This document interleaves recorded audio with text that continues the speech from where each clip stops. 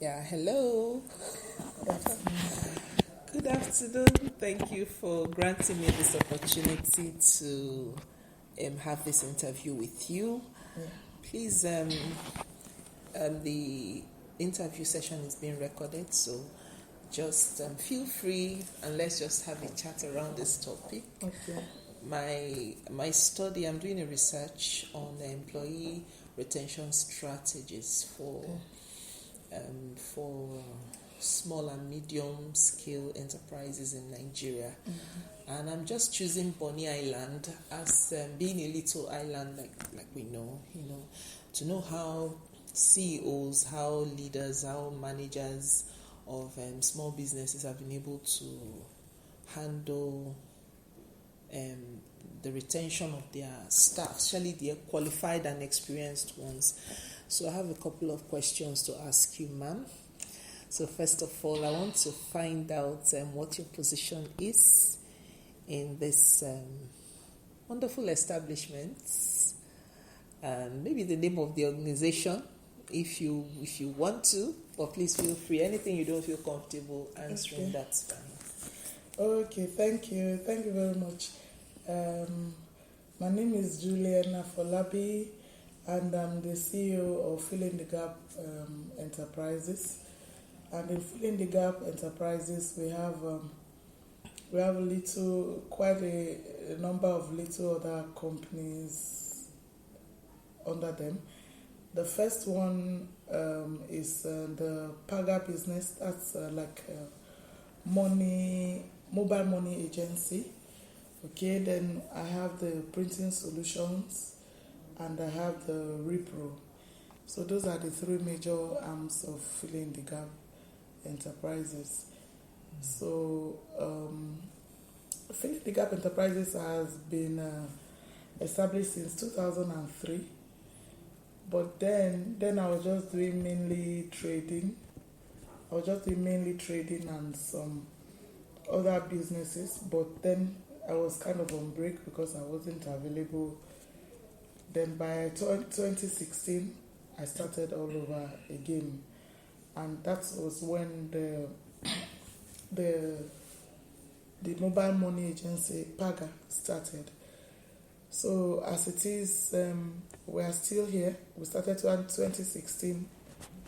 Sometime in September, we started full force in September 2016. Okay, was that when Fill in the Gap was registered? No, it was registered 2003. Okay, yes. Wow. Yeah, it was registered 2003. So we started like that. And since then, it's been fine. Our headquarters is at the NLNG roundabout. Presently, we have 3 other outlets. One at Finima Market, one at Daraf Finima, and another one at Bonny Akiama. So that's for the Paga money agency, mobile money agency. So we are there. Then we now have the printing solutions, which of all of them all is a very big business. Paga is a very big business, but this is quite cost intensive for me. So I have to put a very good eye on it. Then apart from printing solutions, we now have Repro. Repro is like a business center and a computer training center. Okay. Repro came to be after printing solutions got bigger and we had to move site. So instead of letting that site out, people had been coming there. We had to retain that site to keep on referring people to where we are now, and then to continually fill in the gap. That's our name. Yeah. Fill in the gap in the whole area. There's no business center, so we do business center things there, and we do computer training, desktop publishing, designing, and all sorts. That's what we do. So these are the Wow. 3 major companies. That means Fill in the Gap has been around for about 18 years. I was just doing my calculations. Yes. Wow, that's a long time. So that means you really suit what I want to, the purpose of this interview. Okay. That was my first question actually, was supposed to be how long the business has been in existence. So we've established 18 years. Yeah. Okay. And that means that you do employ a lot of people. Yes, we do, and it's one of my joys. In fact, it's almost my main joy, and that's why sometimes I look at, maybe I'm not even a business person, but I just love the fact that I can employ people, because I see many people can live their lives because they are with me. You know, sometimes when they misbehave, I tend to tell them, I said, I'm working for you. I'm working for you, so you guys have to be sensible. I'm not making anything yet. So you guys have to be sensible and cooperate. So right now, in Paga, we have 6 staff. Okay. At Repro, we have 2. Okay. And here in Printing Solutions, we have 2, 4. We have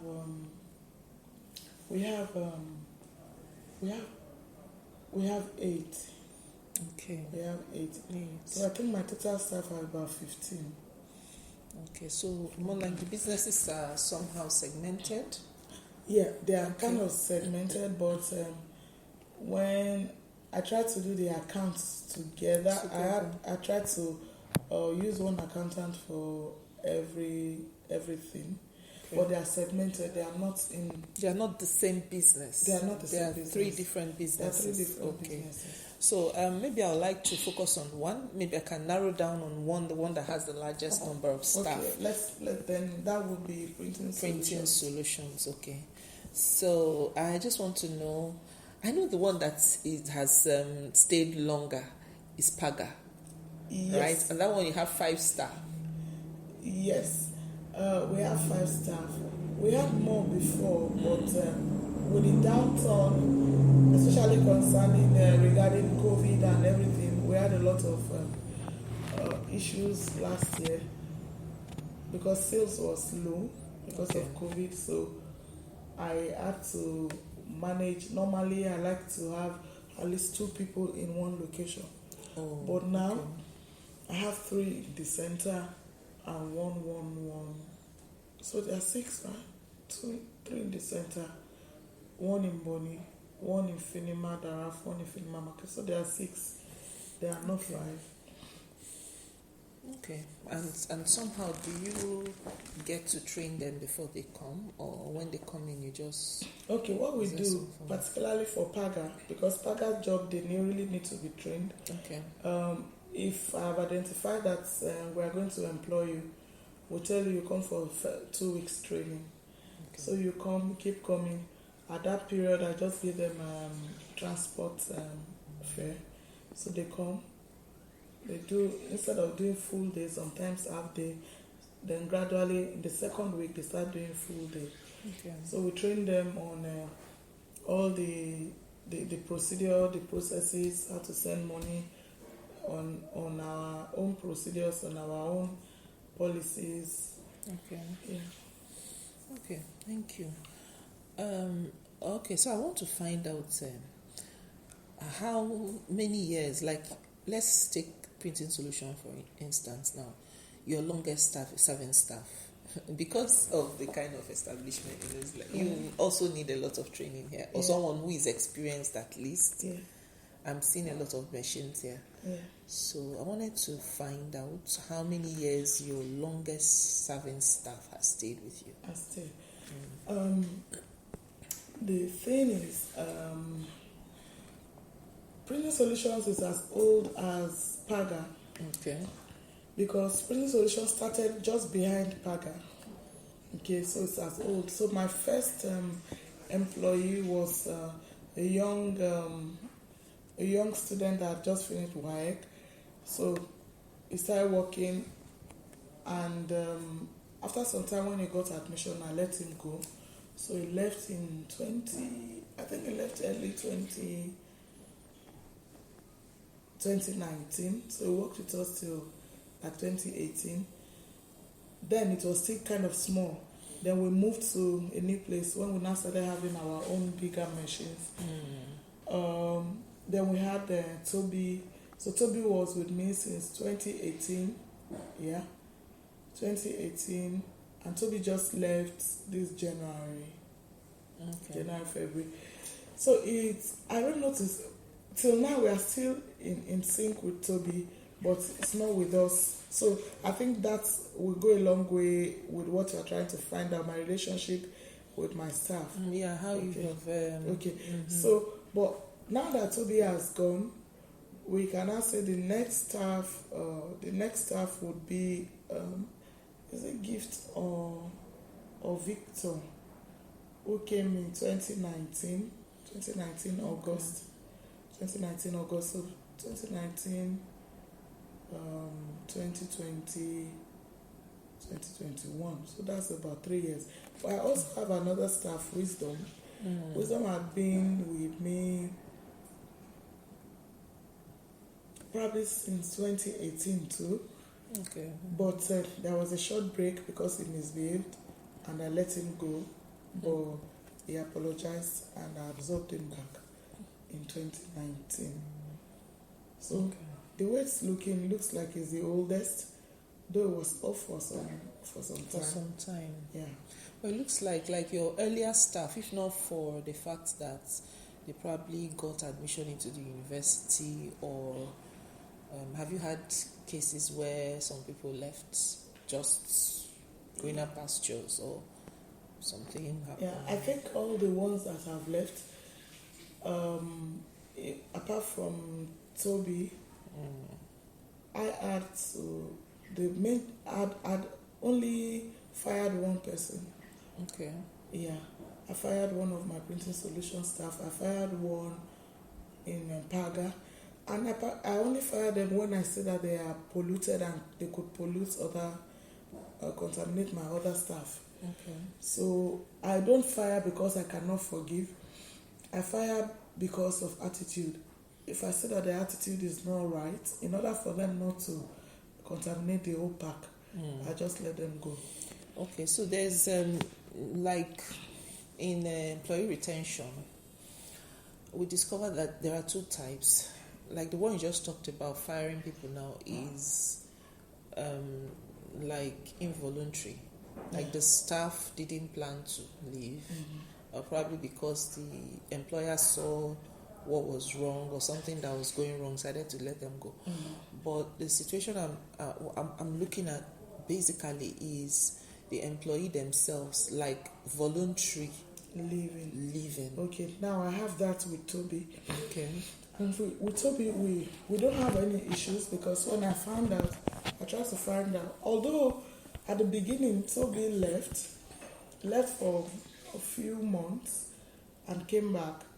Why? Because I think he was finding it difficult. For example, late coming, and he was finding it difficult to cope.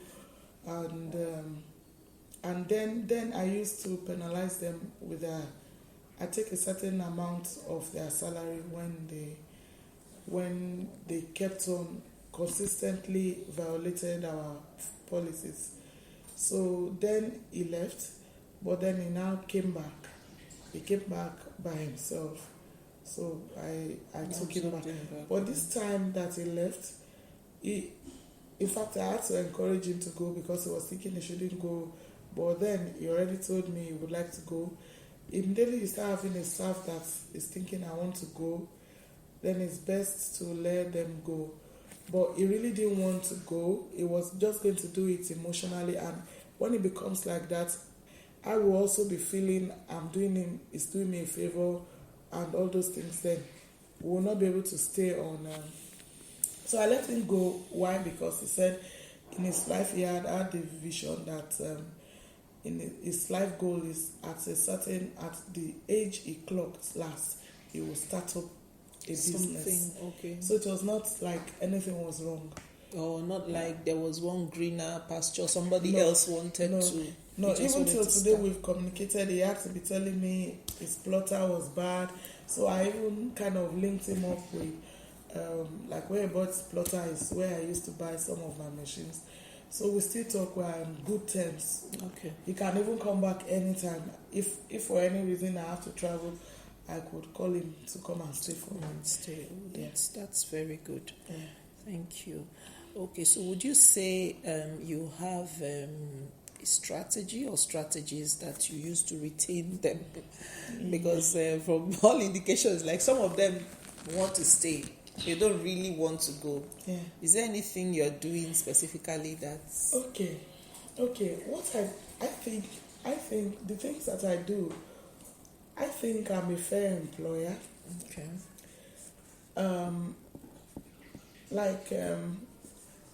All of them that started working with me, there's no one that started with less than 15,000. Okay, so especially if there are jobs that you have to learn in my office. So I think I pay them well and I pay them on time. The only person that looked like I started with 10 was because he was a trainee here and he did not finish paying his training fee, but now he's still getting like 15. And in fact, so I think I pay them well. As in comparison with others around other here. companies. And I pay them on time, no matter what is happening with me. I have loans to pay. I pay them by first. I have already paid all my staff. By first of the month, the normal time I pay them is 29th, between 29th and 30th. But I pay them already by first, all of them. And then there's something else I do. Okay.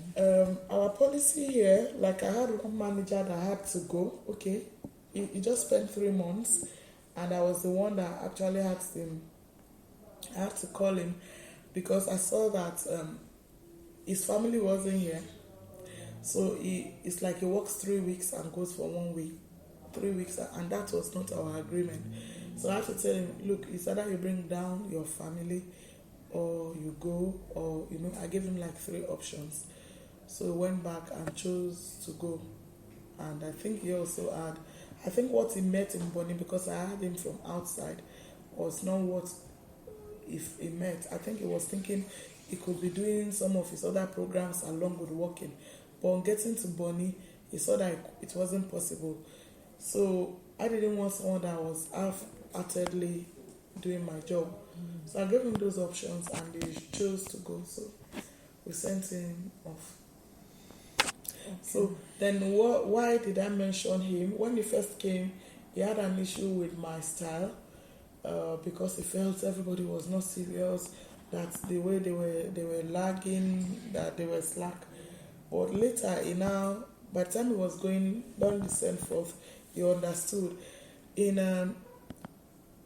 my type of business where you work with young people, you need to work like, we are more like a family. I work like a family. And sometimes it has its pro, it has its cons. But I actually feel the pros are more. Because I make everybody feel that you have a stake in this. We all have a stake in this. And if you don't do your part, it's going to affect everybody. So we work more like a family.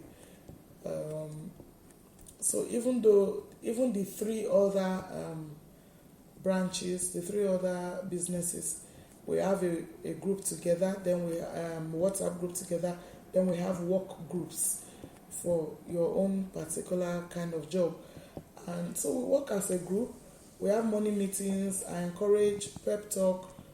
Particularly on Monday, we spend almost 3 hours in our morning meetings. And so I pep them, I encourage them, try to make them focus, tell them this is not likely going to be your last bus stop.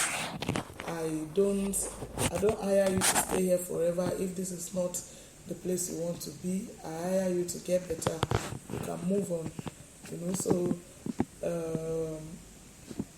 but at the same time I try to give them the best I can give. Sometimes actually my policy is our policy book is to give them kind of airtime according to their levels every month. Okay, so that's like an incentive. Okay. And there was a time I gave them lunch every single day. But then I couldn't cope. And that's why I said being family was good. In fact, at the time, when I kept giving them the food and there was not so much job during the COVID, they themselves said, I don't feel chop this food. Why mama they give us this food? We're not working. Why is she giving us this food? You know. So at the end of the day, I had to call them together and say, looks like this food cannot continue for now. It can come back later, but for now it cannot come back. It cannot stay. So and they all understood because they were even feeling for me. They had already started saying they don't know why I'm still giving them food because the work was not there.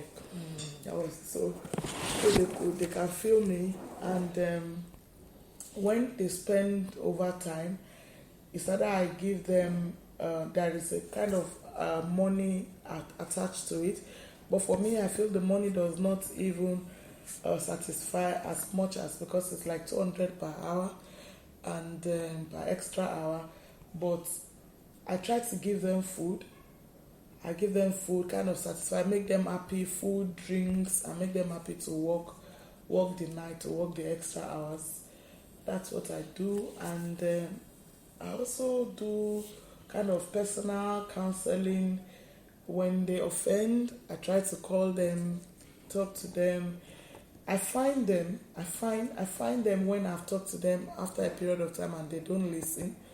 If they don't execute our policies, I try to find them, but then I still talk to them. There had been a case where I had to call my one of my senior staff. He is in the range of 60K, and I told him, you have to choose. If you are not going to do what I want, it's either you accept that I downgrade you or I let you go. And he chose that I downgraded him. So I now looked. When I saw that he put in a bit more effort, I left him on the level. Wow. Yeah. Thank you for sharing so much. You know, there's this thing in I don't know if you've heard about this hierarchy of needs. Yeah. You know, and then there's this Herzberg's theory. Yeah. You know, that says that employees are usually not satisfied by just incentives. That there's much more than that. You know, the fact that they are getting maybe satisfaction from their jobs and things like that. So, I want to ask, do you think there is any strategy you have implemented that wasn't successful?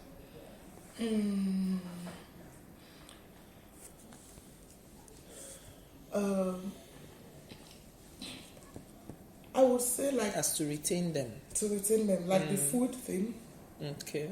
We couldn't sustain it for up to a year. I think we did it for only about... Okay, no, you couldn't sustain it, but do you think that withdrawing the food affected them? No, although there is one of them that I think it affects, because part of the reasons why I gave the food was to ensure that, okay, they can eat, they are sure of a daily meal, and then they can have more time to do our work instead of going for 45 minutes, because they have breaks. I give them breaks, although I say some of them don't go, but I give them breaks. Okay. Yeah, they have at least 45 minutes break every day. But not all of them go, but the one that is really, really struggling, that I told you was struggling with the food, always goes, because he has to eat. That one, food is priority to him. Wow. You know, so that one, so the food wasn't quite successful on my own part for finance reasons. Then, from the point of view of the employee, you know, from your observation, there is this thing that, okay, I was giving you food and you were very dedicated, then I remove food. You now stop being dedicated. Did it affect them? Okay, it didn't. No, So, it didn't. you know what that thing tells me? It tells me that food actually is not a motivator. Yes. What is keeping them is not food. Yeah. And neither is it, okay, assuming now someone says, I stayed overtime, I need more, and then the money for overtime didn't show up, it still won't stop them from... No, they don't. So there's something else Yeah. that is keeping them, Yeah. So well, I don't know, maybe you've not, it's an opportunity for you to think and say, okay, what is really keeping this people? I think is the family thing, life, so they are getting much more than money. Yes. Okay. I think it's a family thing, because apart from, sometimes when I look at them that they look disturbed, I call them to my office. Okay, what's the matter? And it looks like I get, so maybe it's just the mother, the female aspects that I'm. Do you think they love their jobs? As in, not just you now. Do you think that the challenge they get here is enough for them? It's enough for them. Yeah, I think all of them love their jobs. It's only one that I feel that I think is draggy, but I think it's just his attitude, because everybody has the issue with him. So it's not just. So it's peculiar to him. Yeah, it's peculiar to him. Only one. Like someone like the wisdom. Like recently now, I told him I'm not going to pay him this month's salary because he was transferring my data. He just transferred it to his phone. I'm not supposed to call his name, but it's my one of my most loyal staff. Even if I tell him I'm going to kill him, he will stay. That's how bad it is. He's I like him, but he has some old habits that die hard, and he's one of the staff. The only problem you can have with him is if he's hungry and he has not been able to eat, he can get angry, but otherwise it's just there. He keeps working. When everybody is saying I'm tired, he's there. He's doing his work. And he's very loyal, and he's very he's teachable, and has a heart of correction. He takes correction. Okay. Yeah. So I think almost all of them, even the one I'm telling you looks like Itu somehow when he comes around. Like I was telling him something, was it last week? He made a mistake. Instead of him to just accept that this mistake has been made, he started going round and round. And at the end of the day, it was not even his mistake. But because he was already thinking he didn't want to accept that he made a mistake, I saw that the problem was from the design. So I just told him, if you had just said, Mommy, it's from the design, instead of you trying to defend yourself, we wouldn't have talked that. So now, okay. Calm down. So, but I think, I still think the problem I have that has not worked well, let me pause. Wisdom. Okay, so, because he argued, he allowed me to even scold him for something I didn't even need to scold him for. Yeah. Okay. Yeah. So, but generally, I think they are good. But the failure, I think I'm still the one that has issues, because all of them would perform if I put in a very good system, and that's and I've even paid for it, and the woman did not give me what I wanted. I've bought another one, and I'm working on that one, like this thing we call SOP, standard of operation procedures. So we have it, but then we now need things like appraisal. I do it mostly for the senior staff, but for them I've not been doing it. There's appraisal. When I appraise you, there should be kind of a regular appraisal, or at a particular time of the year, or after 6 months, 1 year. And if you did not pass the appraisal, what will happen? Like having like a staff of the year, like yes, things like that. To check so them. that's, I've already told them we will do that. But right now, the only thing we are using is still fine, just normal scolding. But I want something that will be already in the system and in their heads. The way LNG is now, when you do this, you already know what's likely to happen. So those are the things I want to do now. And for me, I think, especially for them, because most of them, I have only one, as at now, I have only one okay, in the old company, I have only about 4 full graduates, and most of them are not well read, so their level of understanding things are not quite, it's not quite high. So those are still the issues I have. So I want to have a system of appraisal. Once you do this, or as soon as you finish your work, put it on the system. We have that. We have a reporting system. But even when they fail, the only thing I do right now is still that I just call them and insist that I have it.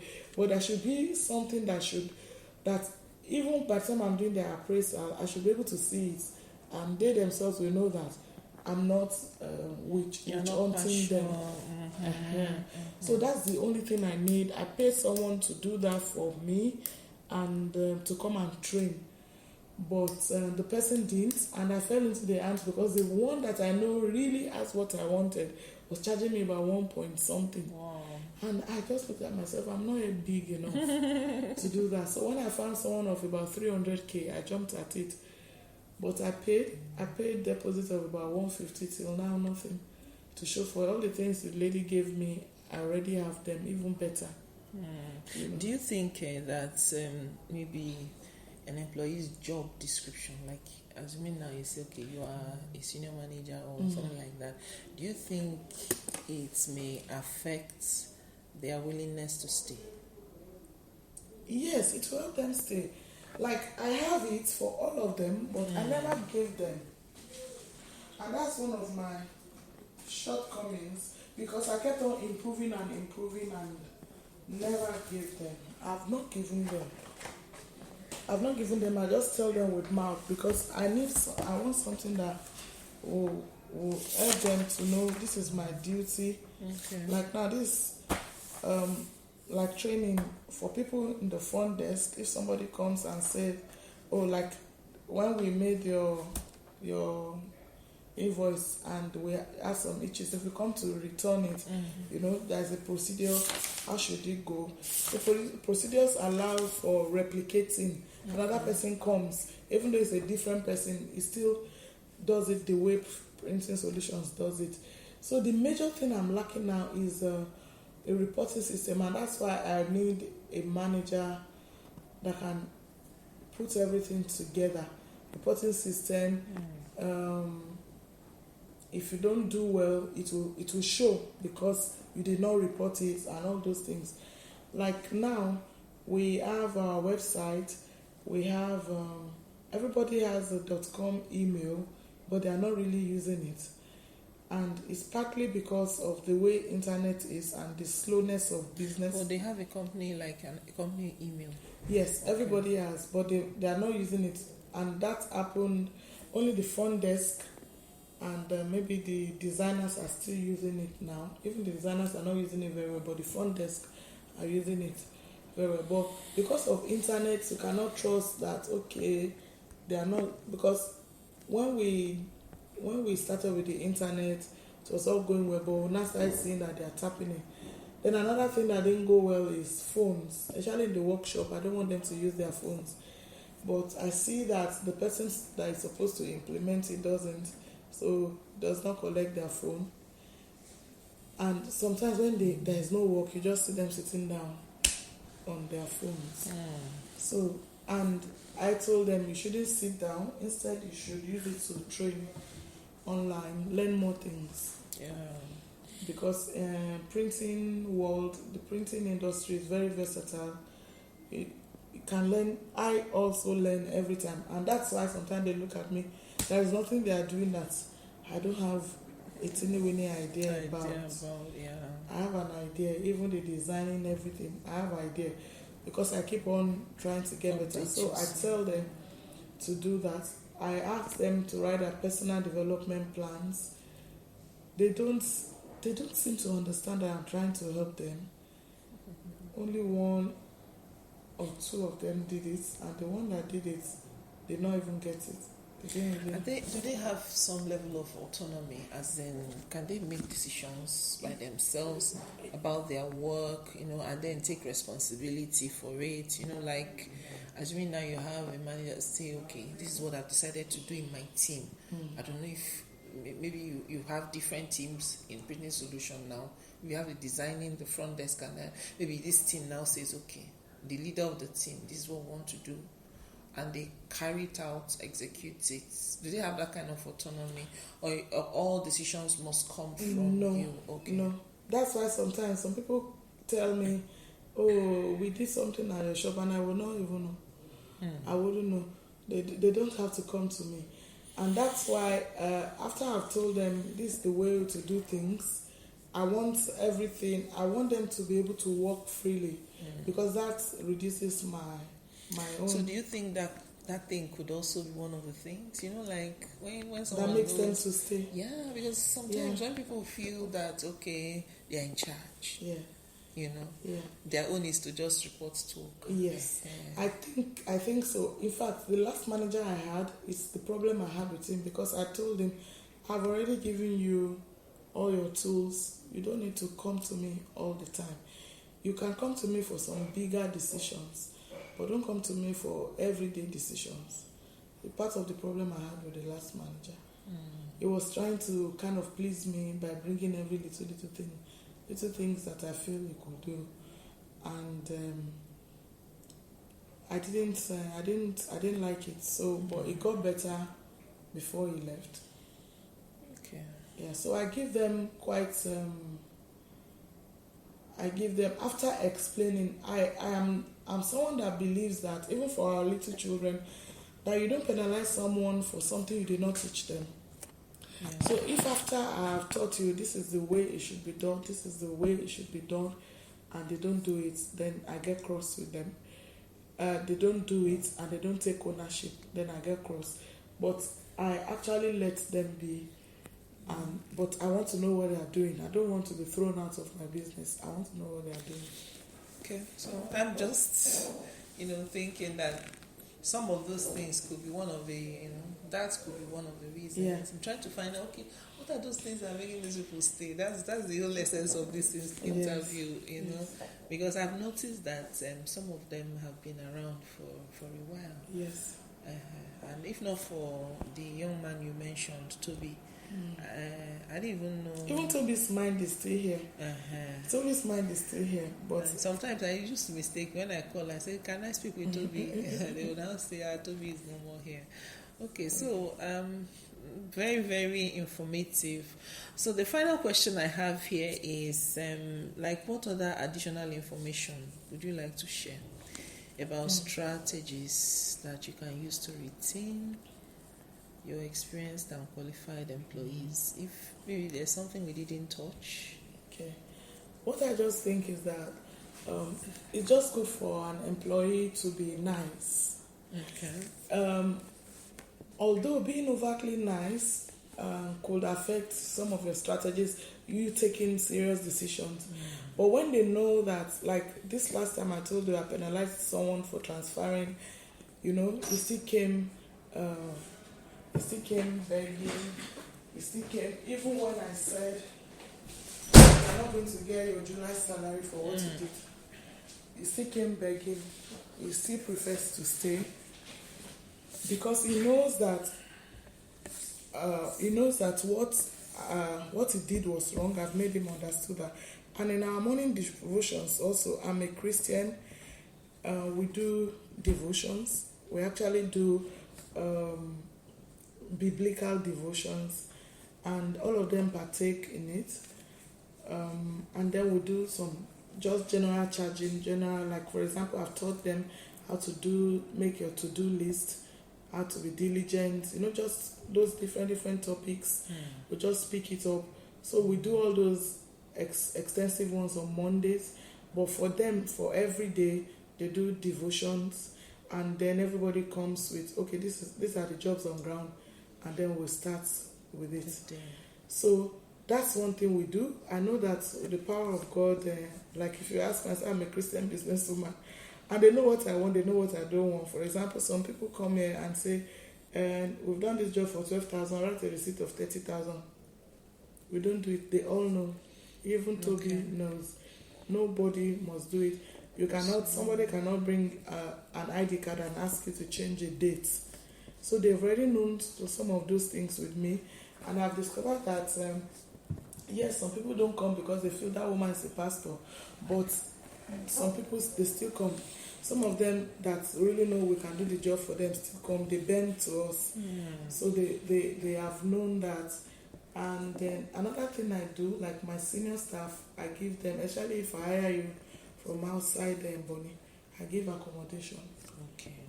I give accommodation, like Victor is an self-contained accommodation. So Bonny is an island, and that is why you have to offer that, especially if they are coming from across the water. From across the water. Okay. So that's one major incentive. So this is for senior staff, right? For senior staff. Okay, you know one thing I've noticed now, like, because this could also be another thing.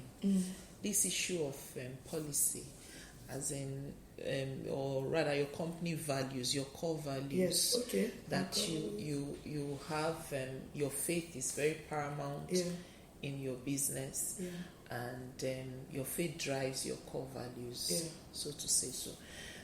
Maybe those core values, do you have them? Yes, we have our core values. Our core values are actually we have honesty, integrity, our people, that's our customers and our staff. I try to take care of my staff. For example, one of my staff did not have so I give them loan ahead. About 2 of them now are repaying. Oh, I can't pay my rent. I pay. That's your staff. My staff. Okay. And then I start taking it monthly. I divide it in a convenient way. So more like care for your people. Yes, so I care for my people. So, maybe I should just even share our visions. Okay, so our value is our people. We value teamwork, our service, and our clients. Then we give back also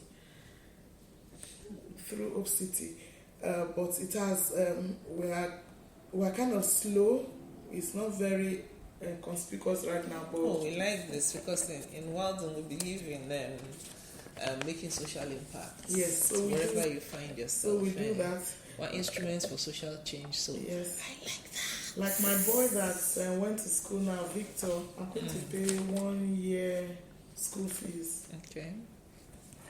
I gave him 20,000, then I will pay 1 year school fees. There is one at Paga that I'm paying. That we are paying is a school fees. She's studying accountancy at oil and gas. So this is good because what I'm seeing is that most of your staff are young, very young people. Yeah. Some that are not really very well privileged like that. Yeah. So you just, apart from your experienced staff, you have the younger people that you bring in, train them, just empower them, encouraging them that going back to school is very important. So you don't hold them back when it's time for them to go to school, but you have your experienced staff, those ones that you care for. Very, very interesting, valuable insights. So our golden rule is respect and integrity. Please, ma, you help me share this. So I would want some documents to just back up some of the things we have spoken about. Like some of those maybe employee, how will I put it? Maybe their roles, something like that. Maybe they are reporting. How do you, like usually some establishments will have strategy, that are written down. This is what we are going to do to be able to retain our employees. You may not have articulated it, but we've had some discussion. So one thing I'm going to do is after I've transcribed our discussion, I'll try to bring it back to you again so that you can just look at it again and be sure that we're on the same page. What you said is what I have taken down. That will really help. And who knows, maybe at the end of the research you could have a document that you're like, oh, okay, this is what I'm looking at. Yeah, You thank know. you. Thank you very much. Yeah. Do you want to say any other thing? Yeah, just to say thank you. I mean, it's a good opportunity to talk and look at the things that you are doing, and it's an opportunity for me to do a quick review by talking with you. Thank you so much.